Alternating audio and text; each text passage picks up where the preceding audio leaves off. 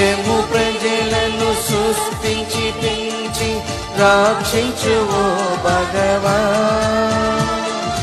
దేశము ప్రజలను సృష్టించి పెంచి రక్షించువో భగవా.